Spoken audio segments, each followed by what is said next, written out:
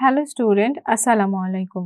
Data structure and অ্যালগরিদমের এই ক্লাসে বরাবরের মতো সাথে আছি আমি তহমিনা তাহরিম এসটি। আমরা অপারেশন অফ সর্টিং চ্যাপ্টারের হিপ শর্ট অ্যালগরিদম নিয়ে আজকে আলোচনা করব। আজকের এই ক্লাসে আমরা কি শিখবো এক নজরে একটু দেখে নিই। আমরা প্রথমেই শিখব হিপ ট্রি কিভাবে আঁকা যায়, তারপর শিখব আমরা এসিবিটির যে কন্ডিশনগুলো আছে সেই কন্ডিশনগুলো নিয়ে আমরা আলোচনা করব। তারপর আমরা দেখব কিভাবে ম্যাক্স হিপ গঠন করা যায়, আর আমরা দেখব ফাইনালি যে কিভাবে মিন হিপ তৈরি করা যায়। তাহলে চলেন আমরা আজকের ক্লাসটি শুরু করি। হিপ শর্ট অ্যালগরিদম শেখার আগে আমাদেরকে অবশ্যই জানতে হবে কিভাবে একটি হিপ ট্রি গঠন করা যায়। হিপ ট্রি গঠন করার সময় আমাদেরকে দুইটা প্রপার্টি কনসিডার করতে হবে। নাম্বার 1 হচ্ছে স্ট্রাকচারাল প্রপার্টি আর নাম্বার 2 হচ্ছে অর্ডারিং প্রপার্টি। এখন আমরা দেখি যে কিভাবে স্ট্রাকচারাল প্রপার্টি হয় বা কি প্রপার্টিকে আমরা স্ট্রাকচারাল প্রপার্টি বলতে পারি।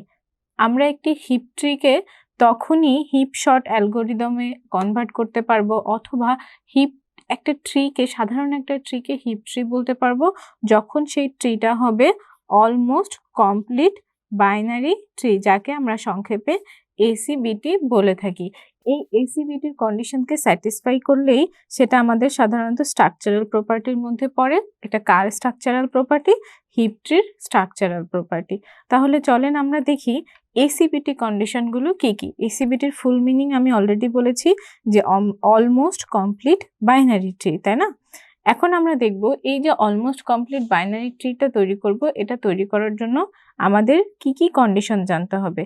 তো প্রথমেই আমরা এখানে কিছু ডেটা নিয়ে নিই।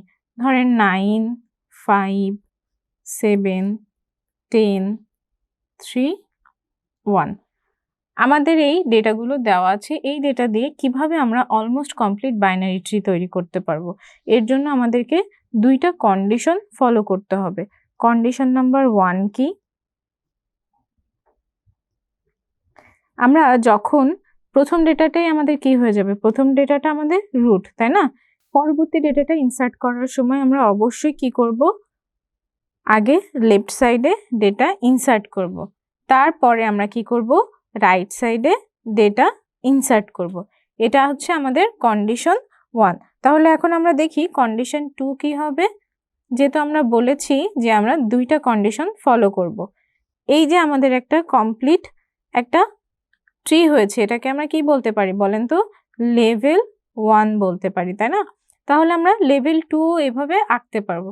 এখন আমাদের কন্ডিশন 2 সেটা হচ্ছে যে আমরা তখনই লেভেল 2তে যেতে পারবো যখন আমাদের প্রথম লেভেলে সবগুলো প্যারেন্ট এবং চাইল্ড লেফট রাইটে ডেটা ইনসার্ট হয়ে যাবে।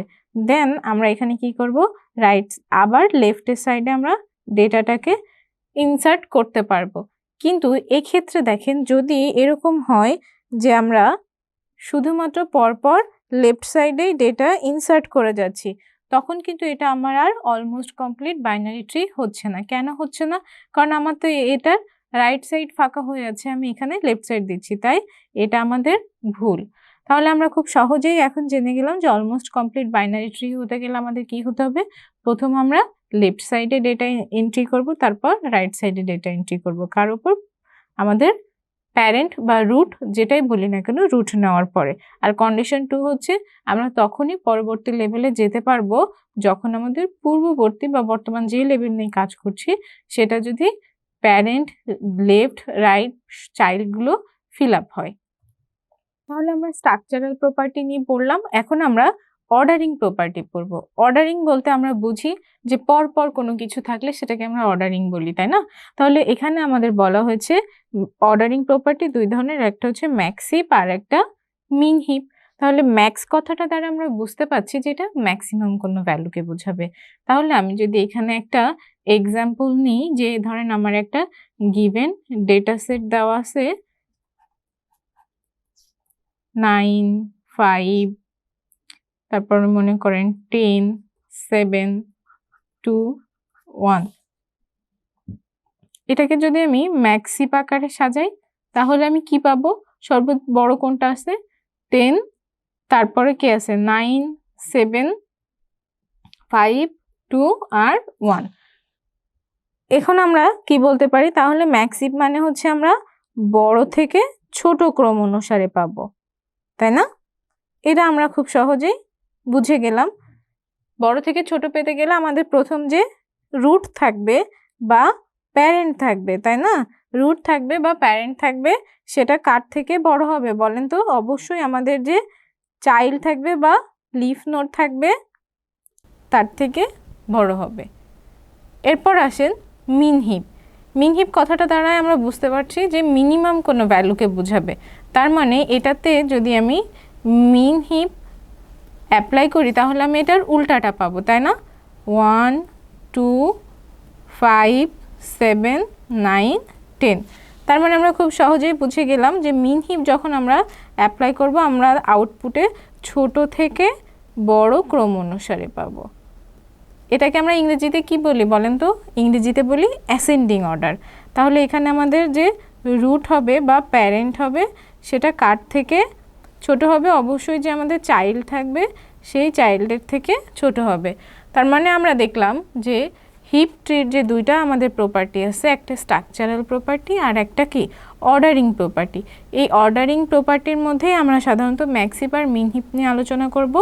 ম্যাক্স হিপ হতে গেলে সেটা কি আমাদের ডিসেন্ডিং অর্ডারে সাজানো হয়, বড় থেকে ছোট ক্রম অনুসারে পায়, যেখানে আমাদের যে রুট থাকবে বা প্যারেন্ট থাকবে সেটা সব সময় আমাদের তার নিচে যে চাইল্ডগুলো থাকবে সেই চাইল্ডগুলো থেকে বড় ভ্যালু হবে। আর মিন হিপ হতে গেলে কি হতে হবে? মিন হিপ হচ্ছে আমাদের ইংরেজিতে যাকে আমরা বলি অ্যাসেন্ডিং অর্ডার। আমরা ছোট থেকে বড় ক্রম অনুসারে সাজাবো এবং আমাদের যে রুট থাকবে সেই রুটটা কি হবে? চাইল্ডের থেকে ছোট হবে। তাহলে এখন আমরা একটা এক্সাম্পল দেখি। এখানে আমি কতগুলো ডেটা নিয়েছি, এই ডেটাগুলো ব্যবহার করে কিভাবে একটি ম্যাক্স হিপ গঠন করা যায় চলেন আমরা সেটা দেখে নিই। তাহলে আমি প্রথম পর্যায়ে প্রথম আইটেম 48 নিব। এ পর্যায়ে আমরা কি করতে পারি? যেহেতু আমাদের একটাই আইটেম তাই 48ই আমাদের রুট, তাই না? এখানে আমি যদি ছোট্ট করে একটু কন্ডিশনগুলো লিখে নিই তাহলে আমাদের কন্ডিশন কি থাকবে বলেন তো? আমাদের যে রুট থাকবে বা প্যারেন্ট থাকবে সেটা সব সময় বড় হবে। কার থেকে বড় হবে? চাইল্ডের থেকে বড় হবে। আর এখানে আমরা কি করব? বড় থেকে ছোট ক্রম অনুসারে সাজাবো এবং এটা আমাদের কি হবে? অলমোস্ট কমপ্লিট বাইনারি ট্রির যে কন্ডিশনগুলো আছে, এসিবিটির যে কন্ডিশনগুলো, সেই কন্ডিশনগুলোকে কি করবে? স্যাটিসফাই করবে। তাহলে আমরা শুরু করি। প্রথমটা আমাদের কি 48 নিয়ে নিলাম, তারপর আমরা আইটেম আমি সংক্ষেপেই লিখলাম 35 নিব। 35 কিভাবে অ্যাড করব? তাইলে এসিবিটির কন্ডিশন অনুযায়ী আমরা জানি যে আমাদের আগে লেফট সাইড পূরণ করতে হবে, তাই আমরা লেফট সাইডে ডেটাটা এন্ট্রি করে নিলাম। এখন লেফট সাইডে এন্ট্রি করার পর আমরা এইটা নিজেদের মধ্যে চেক করবে যে তারা কি ছোট অথবা বড় কিনা। যেহেতু এখানে প্যারেন্ট বড় আছে তাই তারা নিজেদের মধ্যে আর জায়গা পরিবর্তন করছে না। পরবর্তী আইটেমে চলে আসি আমরা। আইটেম কত? আমরা এখন 52 নিব, তাই না? 52 নিলে তাহলে আমাদের আগে কোন পর্যন্ত ছিল? 48, লেফট সাইডে ছিল 35। তাহলে এখন এসিবিটির কন্ডিশন অনুযায়ী কোথায় আসবে? 52 রাইট সাইডে চলে আসবে। এখন দেখেন আবার সে কি করবে? তার রুটের সাথে কম্পেয়ার করবে, তাই না? রুটের সাথে কম্পেয়ার করে দেখলো যে আমার 52 বড়, চাইল্ডের থেকে কি হচ্ছে? বড় হয়ে যাচ্ছে প্যারেন্টের থেকে। তাই নিজেদের মধ্যে জাস্ট আগের টপিকগুলোতে আমরা সলভ করে আসছি না, সে খুব ওই সিম্পলি সলভ করে দেবে, জাস্ট নিজেদের মধ্যে জায়গাটা চেঞ্জ করে দিল।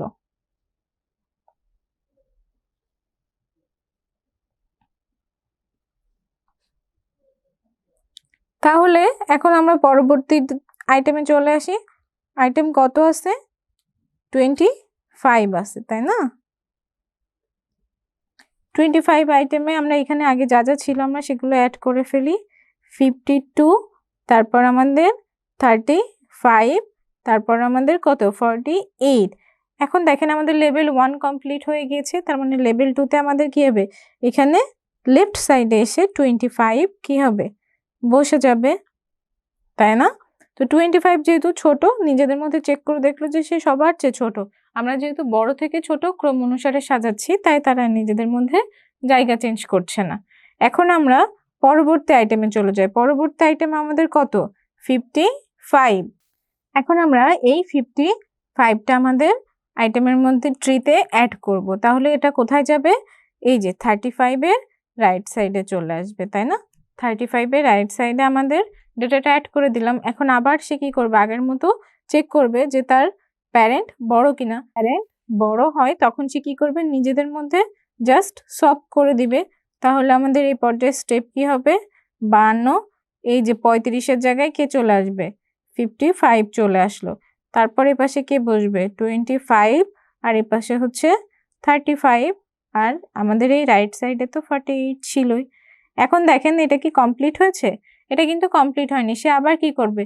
তার পুনরায় আবার এই যে আমাদের যে লেভেল 1 এর যে চাইল্ড আছে সে আবার তার রুটের সাথে কম্পেয়ার করে দেখলো যে সে বড় হয়ে যাচ্ছে, এই জন্য সে আবার নিজেদের মধ্যে তারা জায়গা চেঞ্জ করবে। 55 উপরে চলে আসবে, 52 লেফট সাইডে, এ পাশে কে আছে? 48 আছে। 48 থাকলে এরপর এ পাশে আমাদের কে আসবে? 25 আসবে, আর এ পাশে আমাদের 35।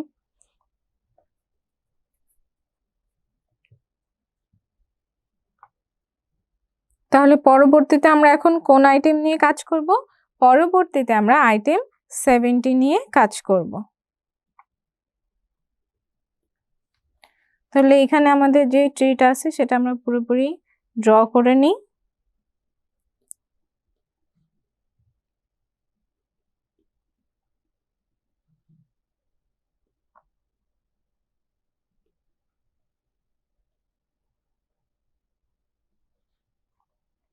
এখন আমরা এখানে 70 অ্যাড করব, তাহলে আমাদের ACBটির কন্ডিশন অনুযায়ী 70 কোথায় বসবে? 70 বসবে 48 এর লেফট সাইডে। এখন দেখেন 70 কি করবে? সে পুনরায় আবার তার রুটের সাথে চেক করবে, চেক করে দেখলো যে সে বড়, এর জন্য নিজেদের মধ্যে জায়গা চেঞ্জ করে ফেলবে।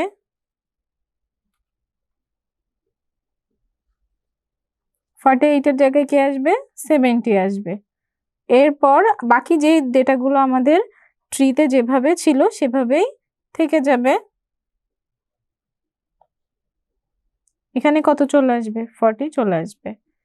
এই পর্যায়ে দেখেন 70 আবার তার রুটের সাথে চেক করবে যে সে বড় কিনা। যেহেতু সে বড় তাই আবার সে নিজেদের মধ্যে জায়গা ইন্টারচেঞ্জ করে নিল।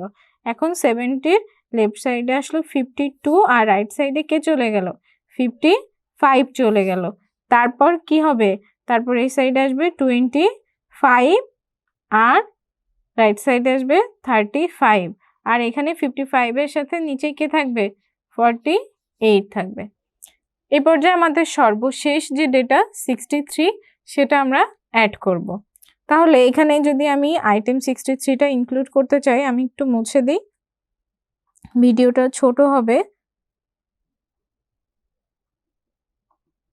63 অ্যাড করার জন্য এই পর্যায়ে, তাহলে আমরা এই পর্যন্ত তো আমাদের নতুন ট্রি পেলাম, তাহলে এইখানে আমরা কি করব? 63টা অ্যাড করব।